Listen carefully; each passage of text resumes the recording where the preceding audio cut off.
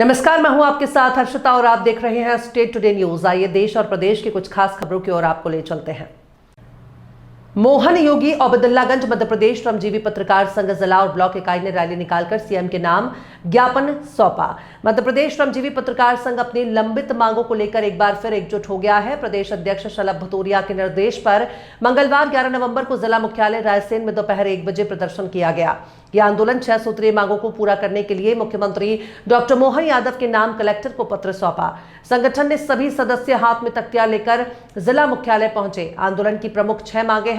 श्रमजीवी पत्रकार संघ ने सरकार से तत्काल इन 6 महत्वपूर्ण मांगों को पूरा करने की मांग की है और जो पत्रकार के हितों से जुड़ी है।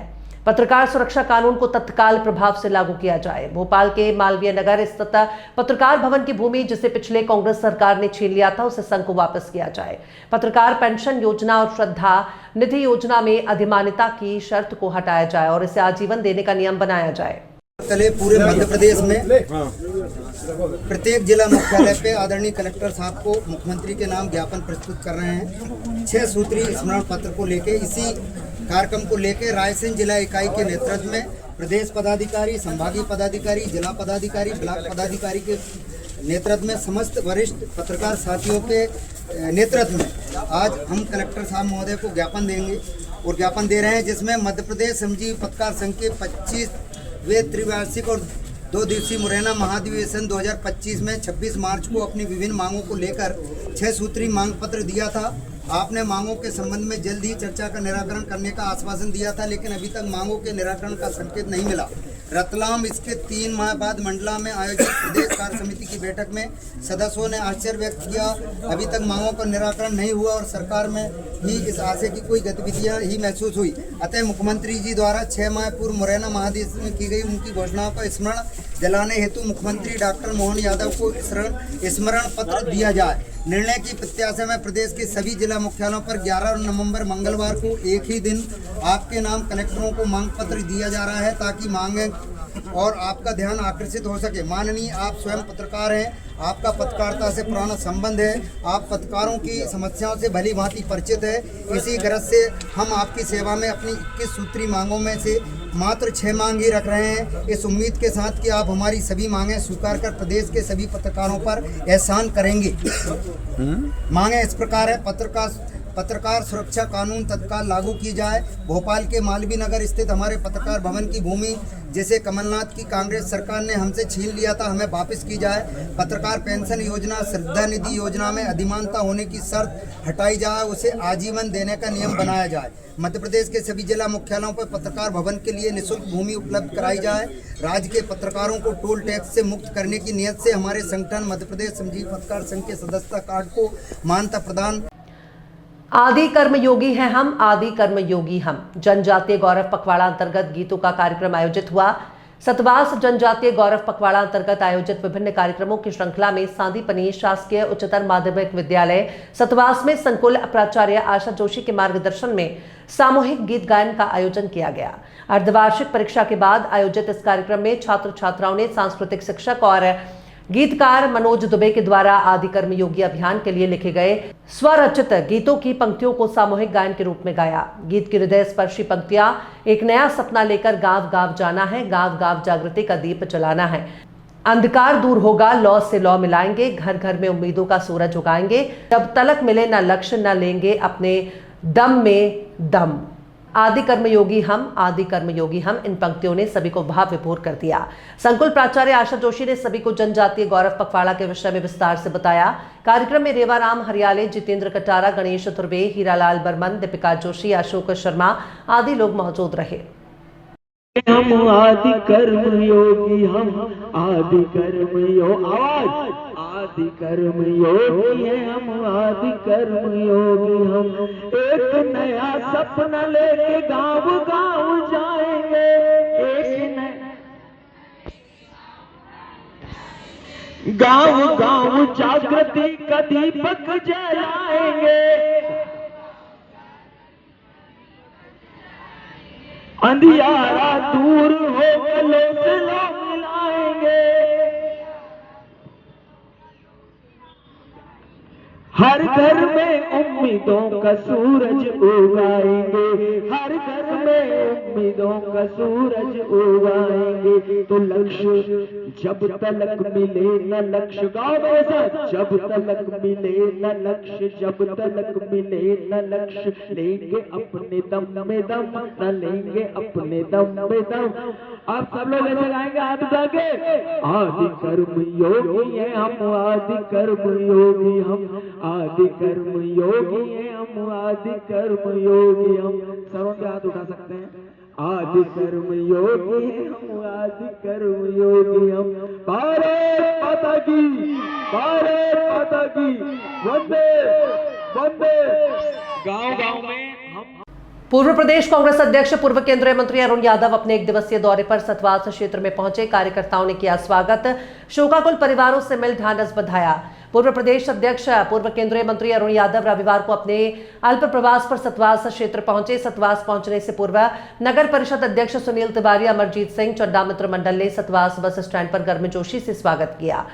सतवास के बाद ग्राम बाई जगवाड़ा में सत्यनारायण कल्या के निवास पर पहुंचे। वहां जगदीश जी कलदार, सत्यनारायण कल्या, देवीलाल पटेल, नबा पटेल, अंतिम सोलंकी, शंकर पटेल आदि ने साफा माला से स्वागत किया गया।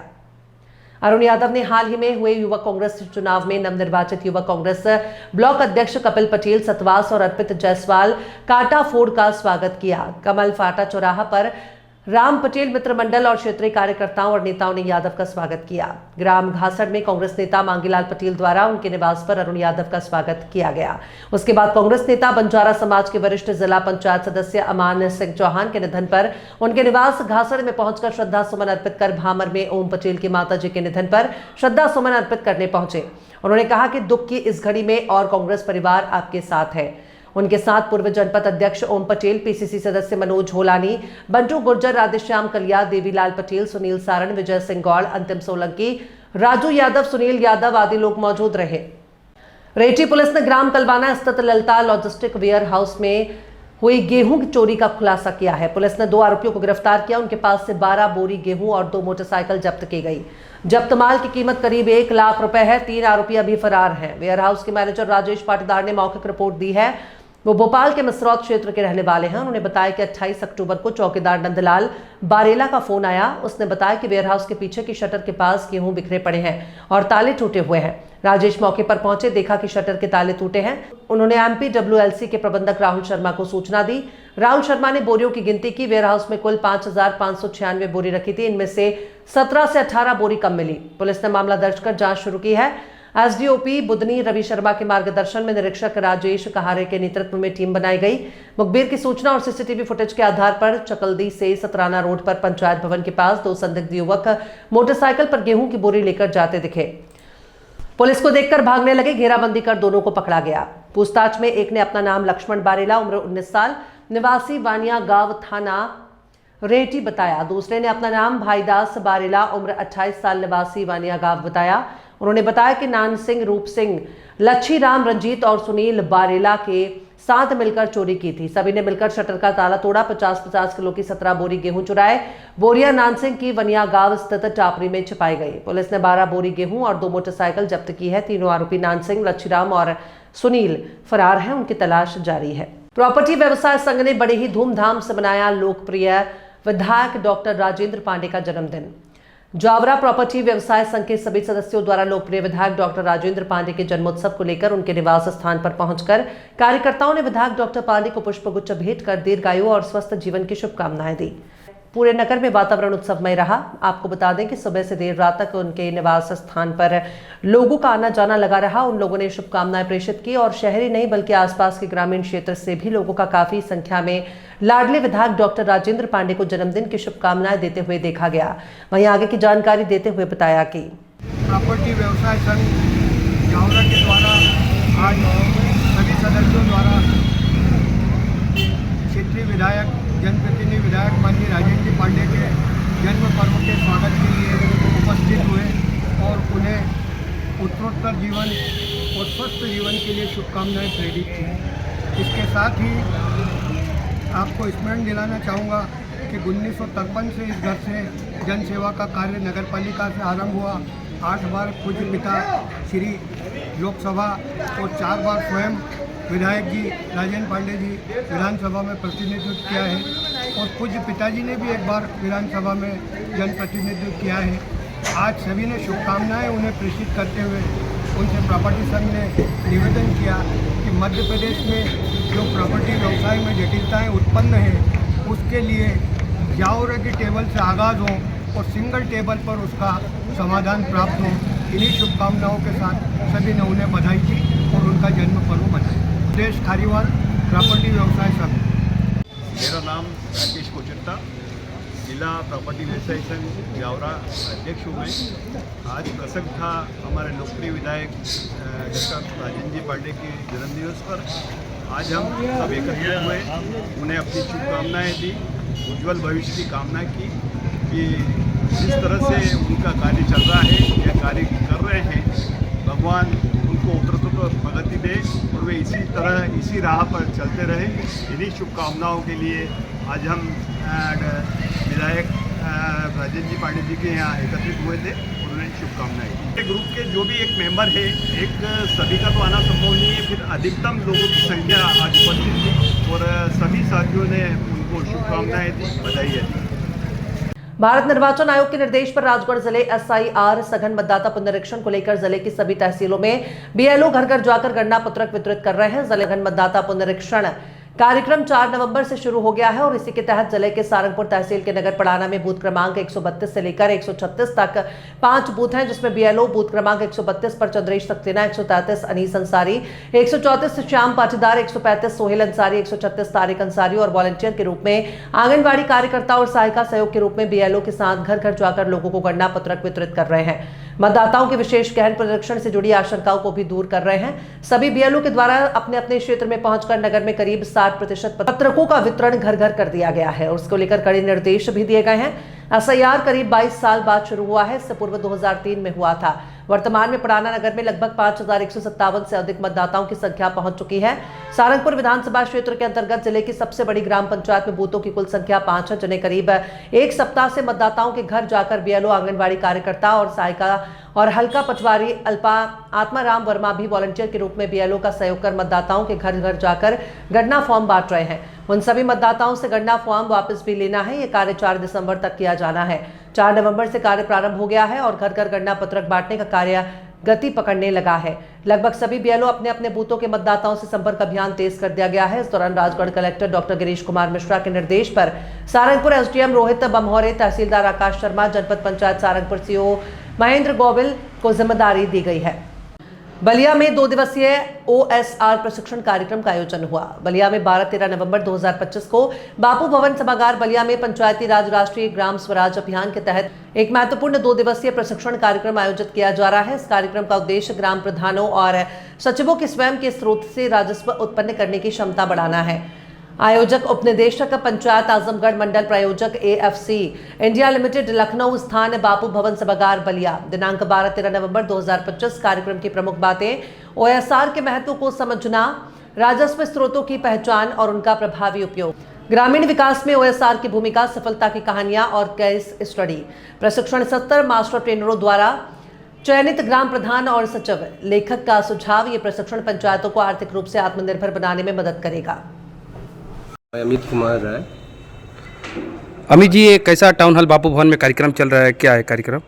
ये ओएसआर जनरेट करने के लिए ग्राम पंचायतों में और उनके अपने रिसोर्सेज कैसे होंगे, रेवेन्यू इकट्ठा करके कैसे किया जाएगा, और इसके लिए ये पूरा पंचायतों को ट्रेनिंग कराने के लिए आज ग्राम पंचायत और ग्राम पंचायत के जो मुखिया हैं, तो प्रधान, ग्राम प्रधान और सचिवों की ये आज प्रशिक्षण हुई। तो ये 2 दिवसीय है, कल भी होगा। और कितने करीबन गांव के सचिव यहाँ पे आए थे प्रशिक्षण लेने के लिए, और क्या कहेंगे उनके लिए, इस प्रशिक्षण से कितना उनको लाभ मिलेगा?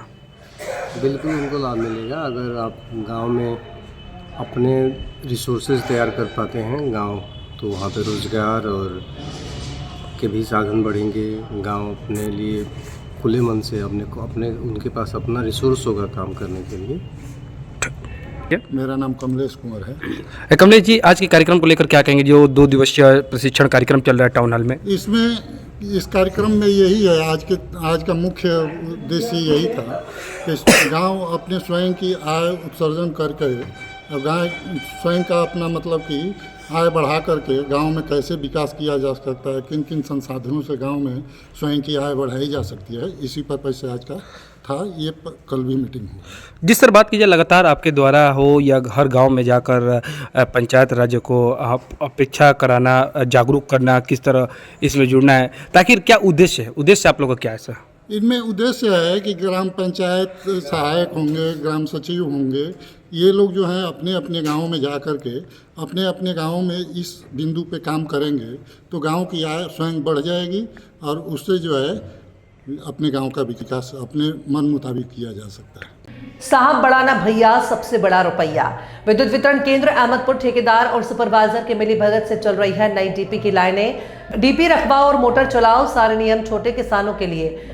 अहमदपुर में ठेकेदार द्वारा नियमों को दरकिनार कर 8 दिनों में निजी ट्रांसफार्मर विद्युत सप्लाई चालू कर दी गई है, जबकि छोटे किसानों की मोटर पकड़कर उन पर केस बनाए जाते हैं। विद्युत विभाग में भ्रष्टाचार चरम पर है। टेस्ट रिपोर्ट के 500 रुपए ठेकेदार के नाम से ऑफिस और लाइनमैन द्वारा वसूले जा रहे हैं। कोई सुनने वाला नहीं। विजिलेंस सिर्फ उन्हीं किसानों तक पहुंचती है जो किसान लाइनमैन को पैसा नहीं देता। हाल ही में एक डीपी ठेकेदार द्वारा ग्राम गोदी में 63 की रखी गई, जो कई दिनों से चल रही थी, जबकि इस जगह पर 25 की रखनी थी। कंपनी को लाखों का चूना लगाया जा रहा है। नई डीपी अजमत नगर रोड पर रखी गई है, दोनों चालू हैं। सुपरवाइजर से जानकारी मांगने पर कैमरे से छुपते रहे।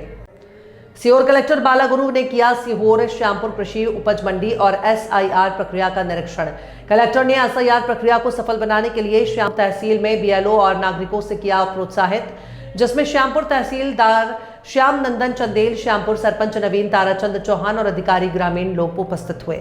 श्यामपुर मंडी में भावांतर के तहत फसल खरीदी प्रक्रिया में रखी जाए पारदर्शिता, किसानों को समय सीमा में उपज खरीदी सुनिश्चित किया जाए, उपज का भुगतान किया जाए। कलेक्टर बालागुरु ने सीहोर और श्यामपुर की कृषि उपज मंडी और श्यामपुर क्षेत्र के अनेक मतदान केंद्रों पर जाकर SIR प्रक्रिया का निरीक्षण किया।